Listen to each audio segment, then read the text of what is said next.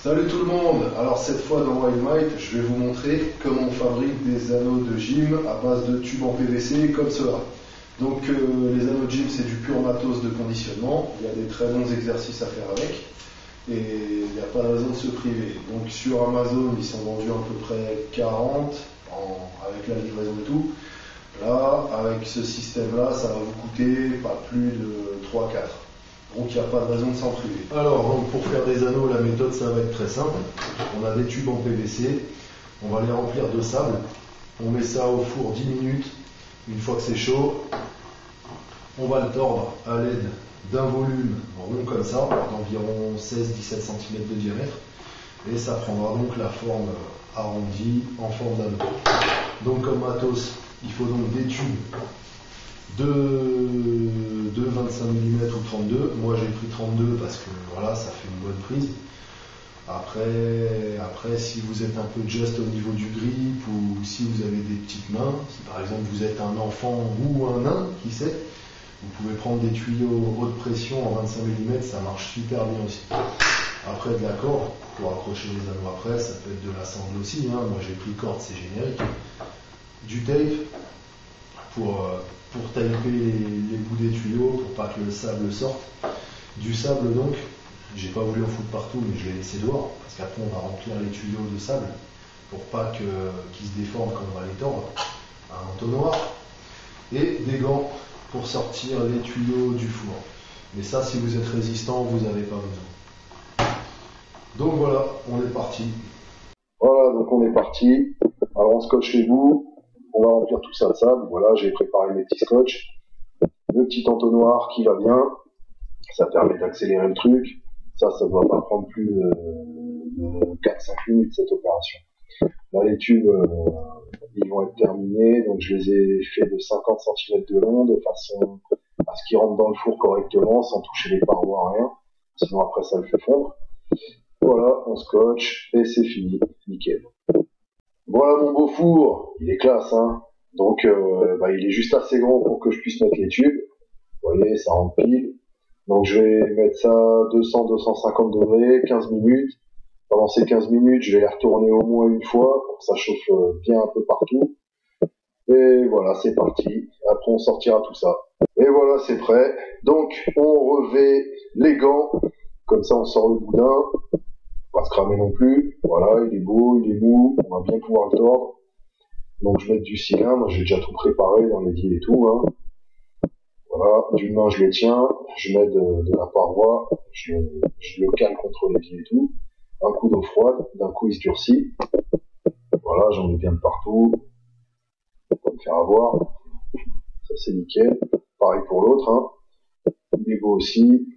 Donc quand on le tord, faut faire gaffe qu'il soit bien droit sur tous les plans. Pas se retrouver avec un truc tout pété. Un petit refroidissement. Et voilà. Donc là ils sont plutôt beaux. Après on va enlever le scotch, on vide le sable, on met un coup d'eau pour bien tout nettoyer. Et ça fait deux beaux anneaux. Donc c'est pas mal.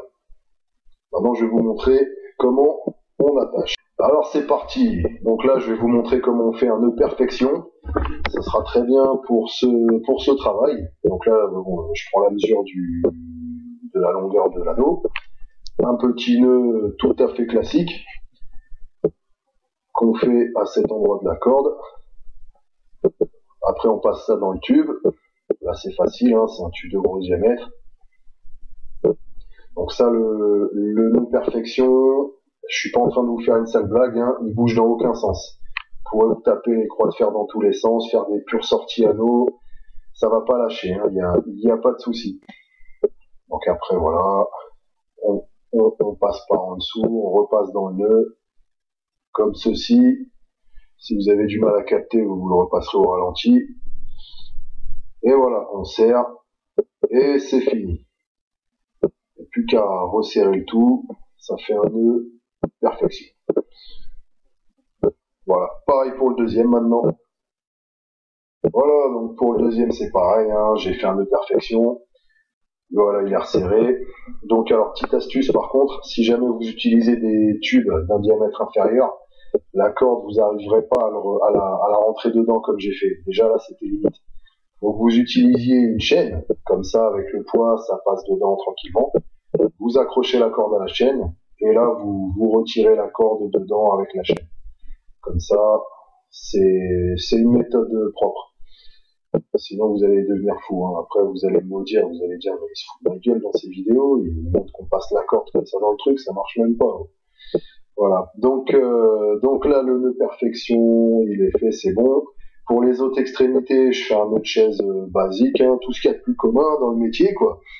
Et après, ça me permet de soit d'accrocher un mousqueton, j'attache direct, ou sinon, je mets des sangles. Voilà. Donc là, j'ai les deux. Tout est ok. On va aller accrocher tout ça. Et voilà, la G-Milling Station est donc installée. Donc pour l'écartement, je vous conseille de mettre 50 maximum. Après, quand c'est trop écarté, comme j'ai fait là, pour faire certaines figures, c'est un peu la misère. Déjà que c'est chaud, pas la peine d'en rajouter.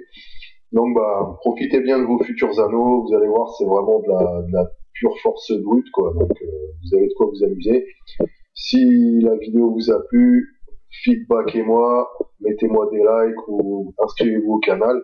Je posterai d'autres vidéos sur des bricolages de matériel ou des training routines.